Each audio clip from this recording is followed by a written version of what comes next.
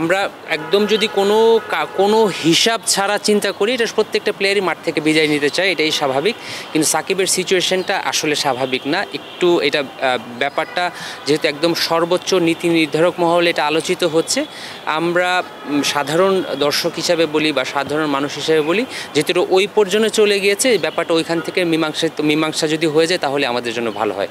আমাদের পজিশন থেকে এই ব্যাপারে চিন্তা করা বা কমেন্ট করা ঠিক হবে না। আমরা খুবই খুশি, দীর্ঘদিন পর বাংলাদেশে একটা হোম সিরিজ হতে যাচ্ছে। আনফর্চুনেটলি আমরা ওয়ার্ল্ড কাপটা আয়োজন করতে পারিনি।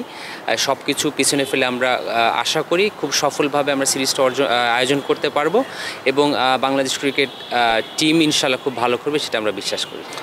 যেহেতু সম্মানিত ডিরেক্টরের ব্যাপারে মন্তব্য করেছেন এবং তার অবস্থানটা ক্লিয়ার করেছেন, ডেফিনেটলি বোর্ডের দৃষ্টিগোচর হয়েছে, উনি যেহেতু বলেছেন, এবং এইটা সর্বোচ্চ ফোরামে আলোচনা করে নিশ্চয়ই কোনো একটা ডিসিশন হবে এই ব্যাপারে।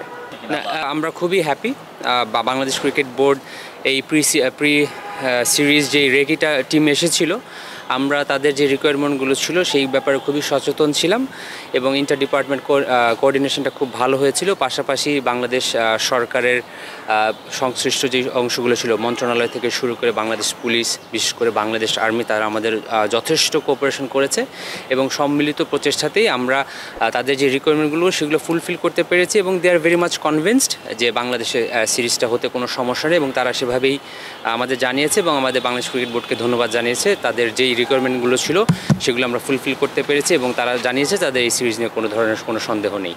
তাদের রিকোয়ারমেন্ট ছিল, তারা আমাদের সিকিউরিটি সিচুয়েশনগুলো দেখতে চেয়েছিল।